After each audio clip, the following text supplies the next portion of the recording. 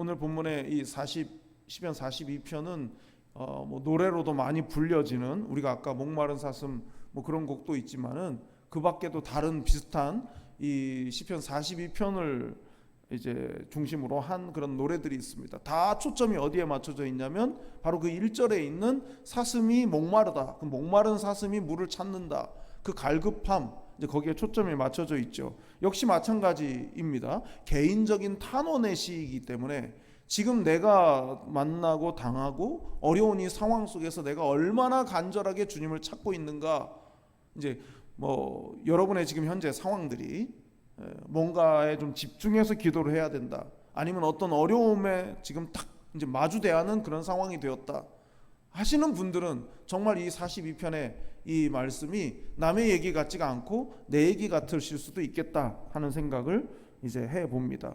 근데 여러분, 신앙생활 하면서 가장 괴로울 때가 언제냐? 신앙생활을 하면서 가장 힘든 순간이 언제냐? 하나님이 안 계신 것 같을 때거든요. 하나님이 내 인생에 더 이상 상관을 안 하시는 것 같은 순간, 그때가 가장 괴로운 거예요. 뭐 내가 몸이 아플 수도 있고 사업이 망할 수도 있고 아니면 뭐 마음이 우울적하고 우울할 수도 있고 어떤 다른 문제로 인해서 내가 굉장히 지치고 피곤할 수도 있습니다. 아무리 힘들어도 그래도 하나님이 나와 함께 하신다라고 하는 확신이 있으면 참고 견디고 갈 수가 있단 말이죠. 그런데 하나님이 딱 안 계신 것 같아요. 하나님이 나를 신경 안 쓰시는 것 같아요. 그게 가장 힘든 거죠, 사실은. 오늘 본문 1절부터 4절까지가 이제 하나님이 안 계심으로 인해서 탄원하는 내용이에요. 하나님이 안 만나 주심으로 인해서 탄원하는 내용인데요. 자, 1절 2절. 하나님이여, 사슴이 시냇물을 찾기에 갈급함같이 내 영혼이 주를 찾기에 갈급하니이다. 내 영혼이 하나님 곧 살아계시는 하나님을 갈망하나니 내가 어느 때에 나아가서 하나님의 얼굴을 배울까? 이 시냇물은 이제 작은 개울을 의미해요. 작은 개울. 뭐 여러 이제 와디라고 하죠. 건천, 와디. 이제 사막 지역, 중동 지방에는 비가 없을 땐 그냥 계곡이다가 비가 쏟아지면은 이제 물이 흐르는 시냇물이 되는, 그걸 이제 와디, 건천이라고 하거든요. 그러니까 그냥 거기 평소에는 거기가 길이에요. 그러니까 물이 흘러가는 흔적이 있기 때문에 이렇게 움푹 들어가 있고 걷기가 좀 괜찮고 부드럽고 말이죠. 물이 흘렀던 곳이니까 그냥 길이 된단 말이죠, 길. 근데 지금 길을 걸어가는 사람의 입장하고 지금 목을 축여야 되는 목이 마른 사슴의 입장은 좀 다른 얘기죠. 여기 물이 흘렀었거든요. 본능을 따라서 찾아다니는 거죠. 이리 뛰고 저리 뛰면서 저쪽에 물이 있었는데 가보니까 없어요. 또 저쪽에 있는데 또 가보니까 시냇물이 있을 줄 알고 갔는데 또 없습니다. 그러니까 목마른 상태는 점점 찾으면 찾을수록 더 심각해져요. 갈증은 점점 심각해지고 심리적으로는 못 찾으니까 더 괴로워지는 거죠. 그러니까 하나님이 지금 내가 뭐라고 기도하면 좀 뭔가 대꾸를 해주셔야 되고 뭔가 보여주셔야 되고 하나님이 뭔가 반응을 해주셔야 되는데 하나님이 묵묵부답이란 말이죠. 시냇물이 있던 곳을 가는데 물이 없는 상태인 거예요. 계속 끊임없이 계속 찾는데. 그러니까 그 갈급함이 얼마나 지독한 갈급함이겠어요? 이 갈급하나이다라는 말이 구약성경에 딱 2번 나오거든요. 여기 지금 시편 42편 1절에 나오고요. 이 아라그라는 말인데 요엘서 1장 20절에 또 나와요. 요엘서 1장 20절을 보시면 들짐승도 주를 향하여 헐떡거리오니 시내가 다 말랐고 들의 풀이 불에 탔음이니이다. 여기서 헐떡거리오니예요. 이 헐떡거리오니라는 말이 아라그라는 말입니다. 이 갈급하다 이 말이죠. 그러니까 물이 없으면은 곧 죽게 될 짐승이 그 물을 이리 뛰고 저리 뛰면서 찾느라 더 점점 갈증은 심각해지고 헐떡거리는 그런 상태인 것처럼 내가 하나님을 그렇게 찾아 헤매고 있습니다, 이거죠. 하나님 만나 주시기를 내가 그렇게 바라고 이리 뛰고 저리 뛰고 하고 있는데 하나님을 만날 수가 없다 이 말이죠. 그만큼 절박하다는 거 아니겠습니까? 자, 2절에 이렇게 말해요. 내가 어느 때에 나아가서 하나님의 얼굴을 배울까? 도대체 내가 언제 하나님을 만날 수가 있을까? 하나님의 얼굴을 본다라는 말은요, 이제 하나님의 임재에 들어간다 이런 말이죠. 하나님의 임재를 경험한다 이런 뜻이에요. 그 얼굴을 본다라는 말이요. 그러니까 하나님을 기대하고 하나님이 지금 내 인생의 한복판으로 좀 들어오셔서 내가 지금 당면했지만 어찌할 바를 모르고 해결할 수 없는 이 문제 가운데 있을 때 내가 하나님의 얼굴을 보는 것만으로도 이 답답함이 해결되기를 바라는 마음으로 하나님의 얼굴을 내가 어느 때에 내가 도대체 볼 수가 있겠습니까? 그러니까 그만큼 절박한 거예요. 너무 절박한 거죠. 하나님의 얼굴을 보아야만 되는 거죠. 지금 그러지 않으면 도저히 살 수가 없는 상태인 거예요. 그러니까 하나님의 얼굴을 본다. 우리가 이제 이거 예배하고 연관을 지어서 생각을 하게 되죠. 하나님의 얼굴을 본다. 하나님을 예배하러 나올 때 우리의 마음이 어떤 마음이냐? 하나님을 예배하는 자리, 지금 뭐 코로나19라는 상황이 정말 우리의 예배에 대해서 많은 것을 생각하게 하고 돌아보게 하거든요. 정말 내가 하나님을 그동안 예배할 때 내가 어떤 마음으로 예배했었나? 내가 예배하러 가는 길이 내가 어떤 길이었나? 내가 예배하기 위해서 집에서 엘리베이터를 탈 때, 또 내가 예배하기 위해서 나와서 차에 시동을 걸 때, 내가 예배하러 가기 위해서 교회 계단을 올라올 때, 그때 내 마음이 어떤 마음이었나 이거죠. 하나님의 얼굴을 배우기를 바라는 마음이었냐, 그렇지 않았나 하는 거죠. 자, 이사야서 1장 12절. 이사야서 1장 12절입니다. 너희가 내 앞에 보이러 오니 이것을 누가 너희에게 요구하였느냐? 내 마당만 밟을 뿐이니라. 하나님의 마음을 이렇게 정확하게 얘기하고 있죠. 너희가 내 앞에 보이러 오니, 하나님을 보러 와야 되는데 하나님께 자기를 보여주러 와요. 내가 언제 그걸 원했냐? 이렇게 말씀하시는 거죠. 지금 여러분, 우리의 예배가 그랬던 거예요. 하나님께 나를 보여주러 온 거예요. 하나님, 저 왔어요. 저 왔죠. 저 온 겁니다. 예. 하나님, 혹시 제가 왔는지 안 왔는지 헷갈릴까봐 무려 제가 헌금도 하고 갑니다. 이러면서 왔다고요. 보이러 오는 거. 하나님께 보이러. 내가 하나님을 어찌 배울까?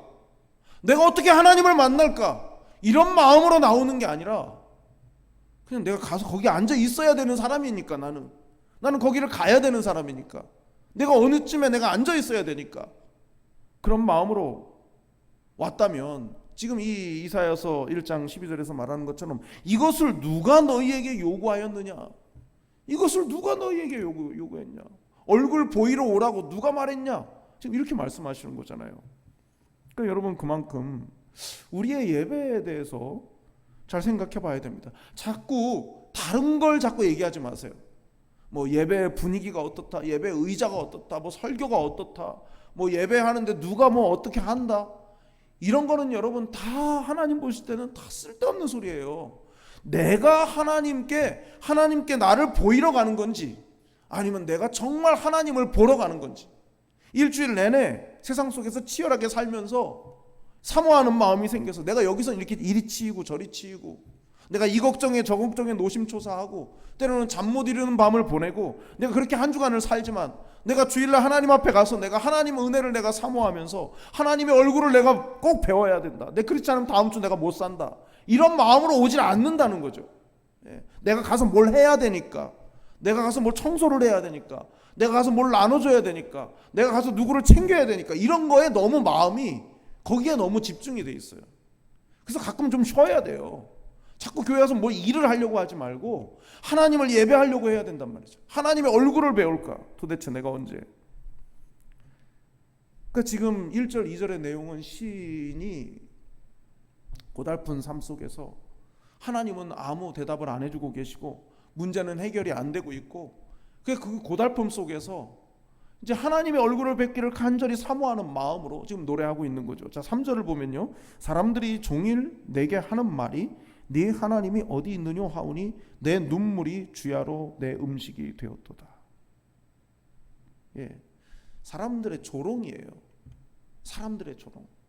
지금 내가 문제가 해결이 안 되고 답답하고 고달프고 괴롭고 이럼에도 불구하고 하나님을 찾아요. 하나님을 인정하지 않는 사람들이 볼 땐 정말 미련한 행동이죠. 예. 아니, 지금 문제를 해결해야지 뭐 예배당에 가서 엎드려서 기도한다고 뭐 해결이 돼? 세상 사람들은 그렇게 보는 거예요. 그 얼마나 바보 같아 보여요. 그러니까 하나님이 너를 도와주는 거 맞아? 너가 그렇게 기도하면 하나님이 듣기는 들어? 도대체 네가 믿는 하나님은 어디 있어? 이렇게 지금 따지고 말한다는 거죠. 이건 뭐예요? 조롱이죠, 조롱. 그러니까 얼마나 그게 괴로우면 뭐라고 표현합니까? 눈물이 음식이 된다고.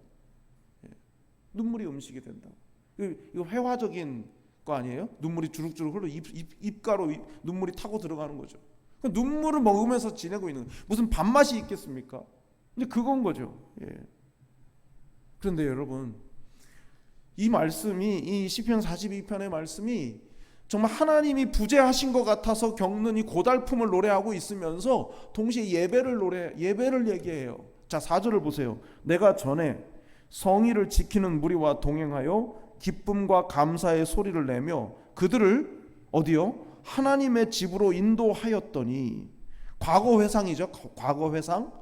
뭐라고 지금 회상하고 있어요? 성의를 지키는, 하나님이 정하신 안식일을 지키고 절기를 지키고 그들과 함께 내가 함께 하면서 성전에서 하나님을 예배하고 감사와 기쁨의 소리를 내며 그렇게 했던 그때를 내가 기억한다. 그러니까 지금 이제 이 일을 기억하고 내 마음이 상하는도다. 여기서 이 마음이 상하는도다라는 말 있잖아요. 내 마음이 상하는도다. 이게 번역상 조금 우리에게 좀 오해의 여지가 좀 있어요. 마음이 상한다 그러니까 뭔가 실망하고 내가 예배했던 과거를 기억했지만 지금 상황이 그렇지가 않으니까 막 마음이 너무 힘들고 그런 의미로 받아들일 수가 있는데, 그런 뜻이 아니 이 샤파크라는 말인데요. 이 샤파크라는 말이 어디에 쓰였냐? 사무엘상 1장 15절입니다. 사무엘상 1장 15절. 한나가 대답하여 이르되 내 주여 그렇지 아니하니이다. 나는 마음이 슬픈 여자라 포도주나 독주를 마신 것이 아니요 여호와 앞에 내 심정을 통한 것뿐이오니. 한나가 하나님 앞에 간절히 그 분인나 때문에 마음이 계속 고달프고 괴롭고 막 너무 성질이 나고 너무 마음이 답답해서 하나님 앞에 엎드려가지고 이렇게 간절히 기도하는 그때 엘리 제사장이 보고 소리는 들리지 않고 입만 오물오물하니까 이 여자가 독주를 마시고 술을 마시고 취했구나 여겨가지고 얘기했을 때 그때 지금 대답한 말 아니겠습니까? 뭘 했다고요? 심정이 통했다고요. 이게 심정이 통하다, 이게 샤파크예요. 하나님 앞에 내 마음을 완전히 쏟아냈다 이 말이에요. 하나님께 제 마음을 완전히 쏟아냈습니다. 얼마나 답답하고 얼마나 괴로우면 식음을 전폐하고 하나님 앞에 엎드려가지고 샤파크 완전히 마음을 다 쏟아내야 돼. 그러니까 마음을 쏟아내고 계속 쏟아내니까 나중에 속이 상하는 거죠. 계속 쏟아내니까. 그러니까 오늘 본문에 있는 상한다는 말도 그런 의미가 되지 않겠습니까? 한 구절 더 보면, 자, 시편 62편 8절입니다. 백성들아 시시로 그를 의지하고 그의 앞에 마음을 토하라. 하나님은 우리의 피난처시로다.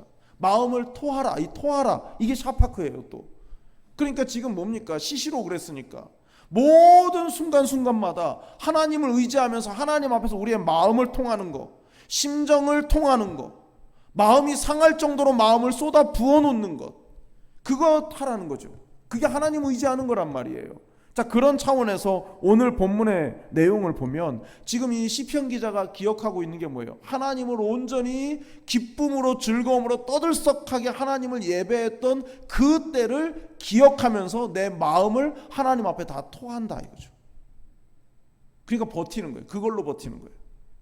하나님을 온전히 예배하면서 하나님을 기쁘시게 하면서 나도 기쁘고 나도 즐겁고 하나님을 예배하는 자에게 부어주시는 은혜로 충만한 상태, 그때를 기억하면서 오늘을 견디겠다 이 말이에요.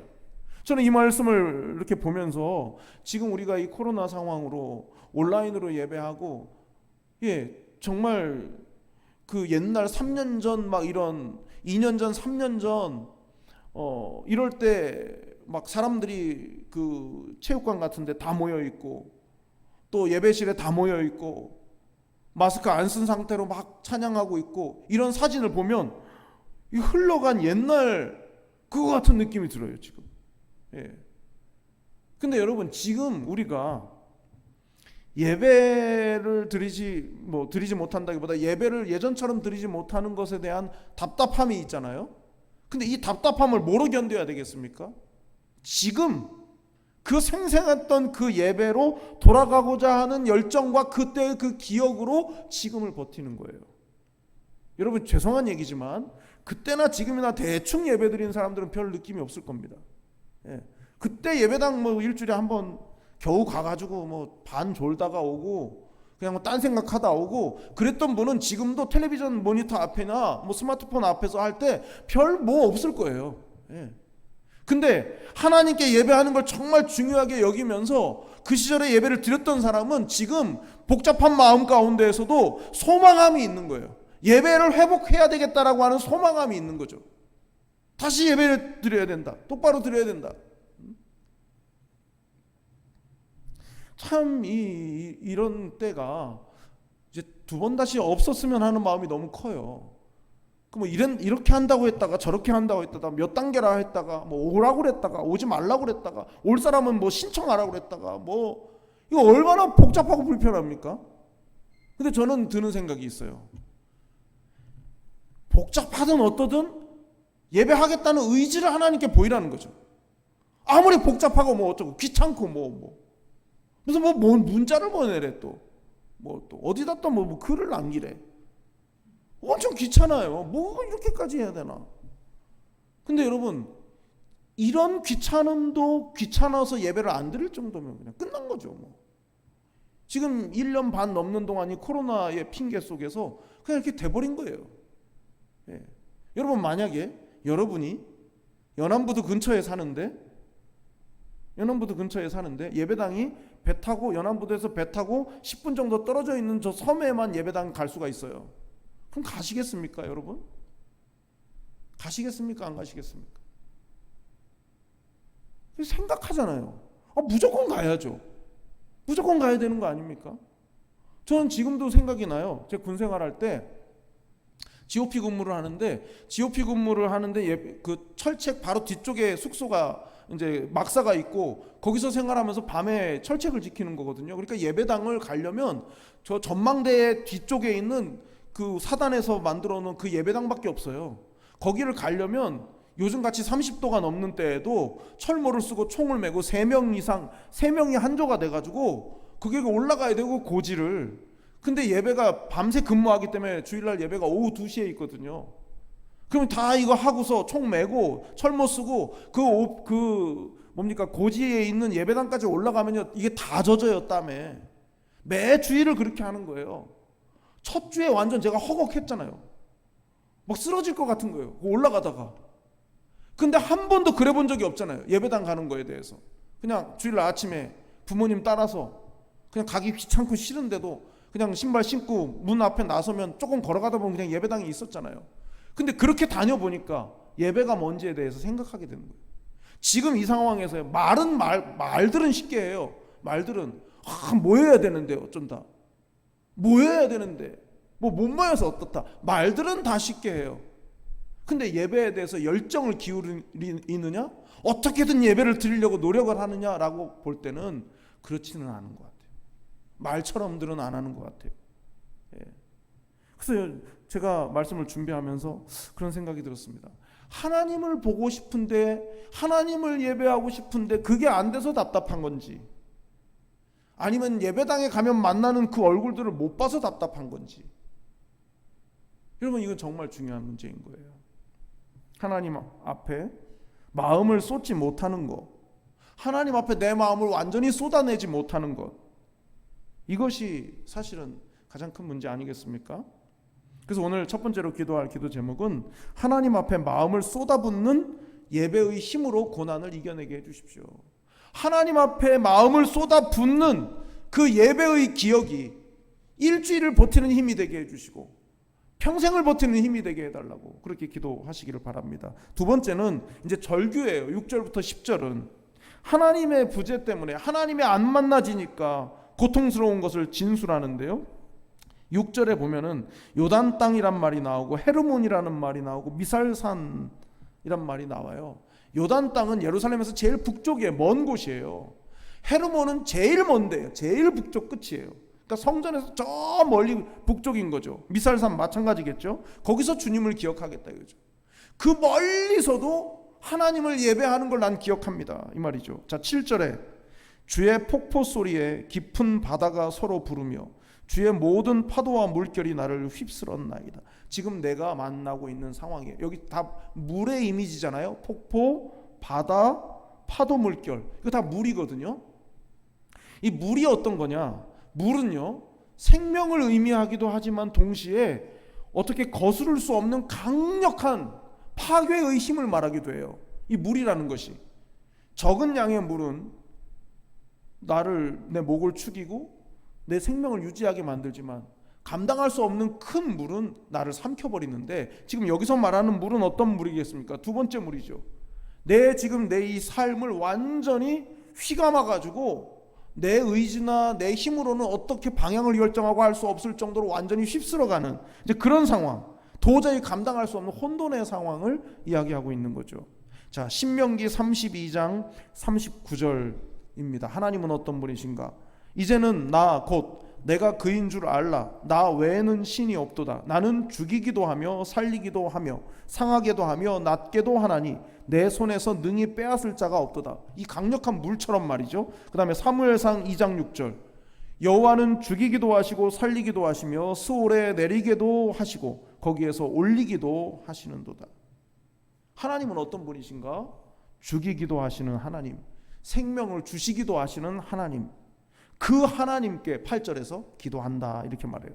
바로 그 하나님께 뭐라고요? 낮에는 여호와께서 그의 인자하심을 베푸시고 밤에는 그의 찬송이 내게 있어 생명의 하나님께 기도하리로다. 시편 42편을 누가 썼는지 정확히는 알기 어렵지만 한 가지 확실한 게 있어요.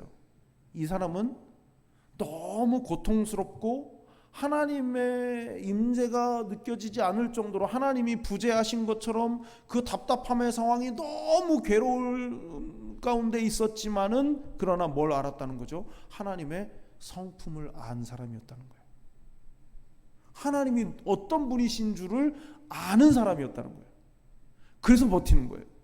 하나님이 누구신지를 아니까 버티는 거예요. 근데 이 8절에서 뭐라고 말합니까? 그 하나님이 그 폭포수 같은 분이시고 또 파도 물결 같이 완전히 나를 휩쓸어가는, 죽이기도 하고 살리기도 하는 그 하나님이신데, 지금 내가 하나님께 기도하는데 뭐를 의지해서 기도한다고요? 하나님의 인자하심의 그 성품을 의지해서 기도한다 이렇게 말하고 있어요. 하나님의 성품을 붙드는 거예요. 하나님이 누구신 줄 아니까 그 하나님을 붙든단 말이죠. 그래서 9절을 또 보면요, 내 반석이신 하나님께 말하기를 어찌하여 나를 잊으셨나이까? 내가 어찌하여 원수의 압제로 말미암아 슬프게 다니나이까 하리로다. 어디 물어볼 데가 없죠. 어찌하여 두 번 말하잖아요. 하나님께 물을 수밖에 없어요. 근데 그 하나님이 어떤 하나님이시라는 거예요? 반석이신 하나님, 나의 반석이신 하나님. 하나님이 내 인생을 모르시지 않고 내 상황을 모르시지 않는데, 내가 이렇게 곤고하게 어렵게 이렇게 지내도록 하나님이 그대로 두시는 데는 분명히 이유가 있으니까 그 하나님께 여쭈어야죠. 근데 내가 이리저리 흔들리고 답답하고 괴롭고 하지만, 그러나 이 시편 기자에게는 뭐가 있냐 하면, 그래도 그 하나님은 내 반석이라는 믿음이 있다는 거죠. 그 믿음이 있으니까 그 하나님께 질문하는 거예요. 나한테 종아리 걷어 그리고 회초리를 때리지만 결국은 내가 의지해야 되는 건 내 아버지거든요. 그러니까 그걸 붙드는 거예요. 그게 성숙이죠. 10절에 내 뼈를 찌르는 칼같이 내 대적이 나를 비방하여 늘 내게 말하기를 네 하나님이 어디 있느냐 하도다. 그러니까 가장 괴로운 게 이 순간인 거예요. 지금 뭐라고 말하냐면 뼈를 찌르는 칼이라고 그랬거든요. 살을 찌르는 칼이 아니라 뼈를 찌르는 칼이에요. 참 요즘 그 젊은 사람들이 쓰는 말 있잖아요. 뼈 때린다는 말. 너무 그냥 아픈 데를 콱 찌르는 말을 할 때 뼈 때린다는 말 하잖아요. 근데 이 뼈를 찌르는 칼이라는 건 칼이 살을 뚫고 뼈까지 닿을 정도니까 깊이 찌른다는 뜻이에요. 깊이 찌른다는 뜻. 너무 괴롭고 너무 감당하기에는 너무 아픈 그 고통을 말하는 거예요. 근데 그 고통이 뭐라는 거예요? 도대체 네 하나님은 어디 있냐? 이렇게 물어보는 거. 그게 나의 뼈를 찌르는 칼 같은 고통이라는 거죠. 여러분 그러시지 않습니까? 만약에 형제가 많은 집인데 형제가 많은 가족인데 나나 내 처나 이렇게만 신앙생활을 해요. 명절 때 오랜만에 가족들을 만나서 뭐 이런저런 얘기하고 그러면 뭐 요즘 같은 때 뭐 교회발 뭐 어쩌고 막 언론에서 떠들어대니까 교회에서 그렇게 뭐 교회 다니는 사람들이 어쩌고 막 이렇게 한단 말이죠. 그래서 대답을 하죠. 그런 게 아니고 그게 통계를 어떻게 말하느냐에 따라 다른 건데 교회 발이 아니라 걸린 사람들이 교회에 왔다가 전파된 것뿐이야. 이제 이렇게 말을 하죠. 그러니까 부드럽게 대답을 하죠. 그러면 또 이제 들릴 듯 말 듯하게 말해요. 또 맨날 교회 다녀봐야 뭐 사업도 잘 안 되고 뭐 그러면서 뭐 맨날 뭐 있다고 뭐 가질 거 있다고 교회를 그렇게 가나 몰라 하고 딱 그렇게 말을 하는, 이게 뼈를 찌르는 거. 이게 뼈를 찌르는 거. 도대체 너가 기도하는, 너가 의지한다는 그 하나님은 왜 너를 안 도와주고 있냐, 이 말을 한다는 거예요. 사람들이 조롱하는 거죠. 신앙을 조롱하는 거예요. 신앙을 조롱. 여러분 얼마나 괴로워요 그게, 그 순간이. 이것 때문에 너무 괴롭다고. 그래서 여러분 우리가 여기서 기도할 거는요, 이 시편 기자 이 자세처럼 죽이기도 하시고 살리기도 하시는 하나님의 인자하심을 의지하면서 이런 때를 이겨나가는 거죠. 그 사람, 그렇게 말하는 사람한테 설득하려고 해도 설득 안 돼요.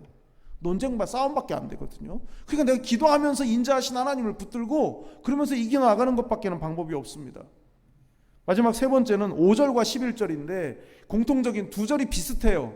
이게 후렴구란 말이에요. 후렴구. 자, 5절. 내 영혼아 네가 어찌하여 낙심하며 어찌하여 내 속에서 불안해하는가? 너는 하나님께 소망을 두라. 그가 나타나 도우심으로 말미암아 내가 여전히 찬송하리로다. 두 개의 자아가 있는 것 같아요. 보세요. 내 영혼아 네가 어찌하여 낙심하며 어찌하여 내 속에서 불안해하는가? 너는 하나님께 소망을 두라. 지금 불안해하는 자아가 있어요. 그래서 믿음이 있는 자아가 불안해하는 자아한테 지금 권면하는 거잖아요. 왜 낙심해? 왜 불안해해? 하나님께 소망을 둬. 하나님이 도와줄 거야.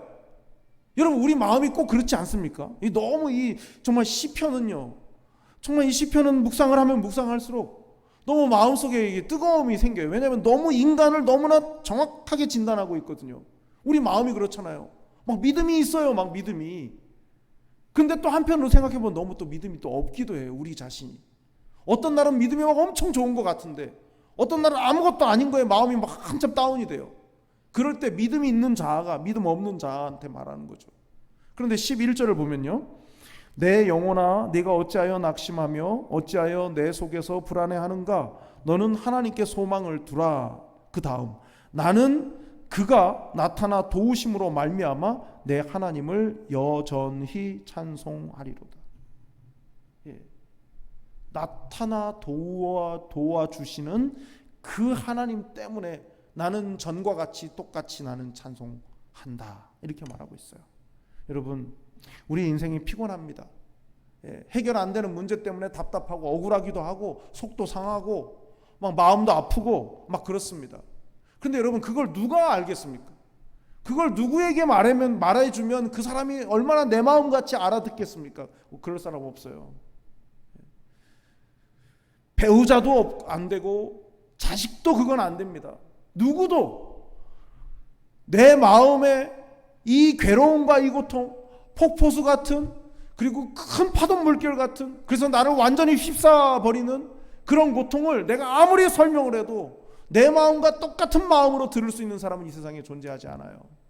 그래서 여러분 나타나 도우실 그 하나님을 바라봄으로, 그 하나님을 의지함으로 전과 같이 여전히 나는 찬송하겠다.